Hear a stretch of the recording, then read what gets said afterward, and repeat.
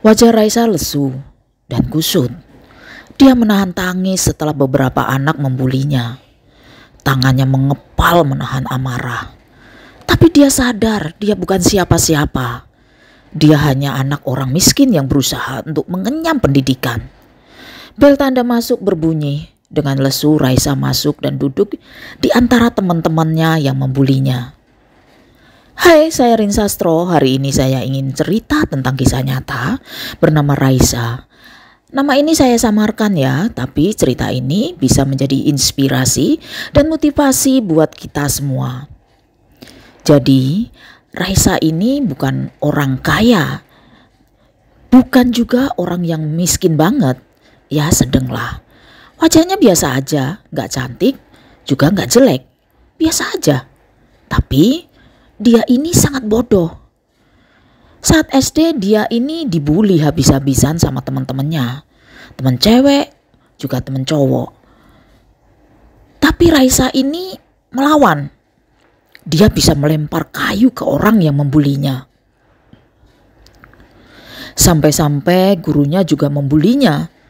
Ada beberapa guru yang membencinya tanpa sebab. Tapi Raisa meskipun bodoh, dia pemikirannya dewasa. Dia bersumpah, kelak dia akan membuktikan semuanya. Raisa meyakinkan hatinya untuk tidak membalas apapun perbuatan mereka. Meski hatinya sakit, meski hatinya bagai tersayat-sayat. Bahkan ketika SMP pun Raisa masih saja dibully teman-temannya. Karena teman-temannya itu rumahnya ya tidak jauh dengan rumahnya.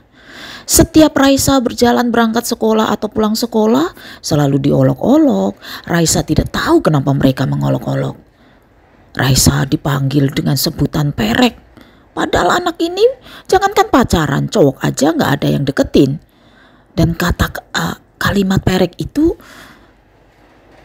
seperti ani-ani ya itu.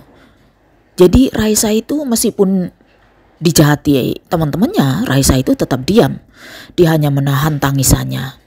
Karena dia sadar dia ini bukan siapa-siapa. Dia semakin bertekad untuk sukses di kemudian hari. Ketika Raisa menginjak bangku SMA, masih saja Raisa diolok-olok, dibully, dihina. Raisa ini melawan. Bahkan siapapun yang mengolok-olok dia, kalau sudah mau memukul, Raisa ini melawan. Jadi mereka hanya berani mengolok-olok saja. Raisa menyadari dia dari keluarga seperti bagaimana melawan untuk mereka, untuk agar teman-temannya itu tidak memukulnya. Jadi Raisa sudah menyiapkan tenaga saat dibully. Dan yang membuli itu mukul dia akan melawan. Pengalaman-pengalaman pahitnya dikemas dan diletakkan dalam pikirannya. Dia akan membuktikan pada dunia kalau dirinya pasti akan membuat yang membuli malu saat ketemu dengannya. Selepas SMA, Raisa merantau dengan bekal yang gak seberapa. Harapan yang dia punya sangat besar banget. Dia berusaha mencari pekerjaan. Dia gak peduli betapa sulitnya. Raisa tidak mengeluh. Dia terus berusaha. Doa ibu dan bapaknya membuat yakin kalau dirinya pasti sukses. Meskipun tampak orang dalam, meskipun mukanya pas-pasan, ijazah yang hanya SMA. Perjuangannya tidak berhenti. Raisa duduk di antara lalu lintas yang padat.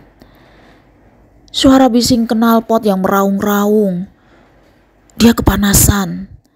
Dia kipas-kipas kemanasan dengan map berisi surat lamaran. Raisa hanya menatap gedung-gedung tinggi yang menjulang. Sementara rasa haus yang gak bisa ditahankan, lapar yang sulit ditahan. Raisa menghela napas panjang. Ya Tuhan, aku belum sampai pada tujuanku. Kumohon beri petunjuk-Mu ya Allah, untuk aku dapatkan pekerjaan, untuk menopang hidupku. Raisa terus berdoa. Tiba-tiba ada seorang bapak tua duduk di sampingnya. Nak, bapak numpang duduk ya. kata bapak itu. Iya pak, jawab Raisa.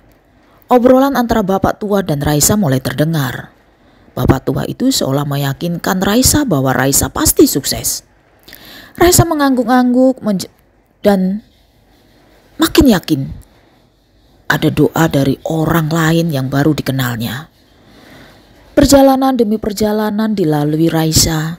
Akhirnya dia berjuang dengan berdagang karena untuk mendapatkan pekerjaan sangat sulit.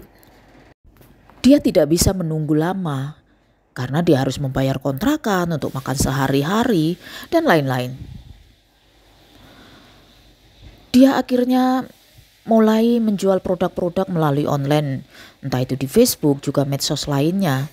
Dia tidak menyangka bahwa apa yang dilakukan berkembang pesat. Dari yang dia tidak punya apa-apa, akhirnya bisa terbeli motor. Pelan-pelan Raisa menata hidupnya yang tadinya ngontrak sepetak meningkat menjadi satu rumah. Penjualan yang tadinya hanya ngambil saat ada yang order, sekarang dia bisa belanja banyak. Penjualannya makin meningkat pesat.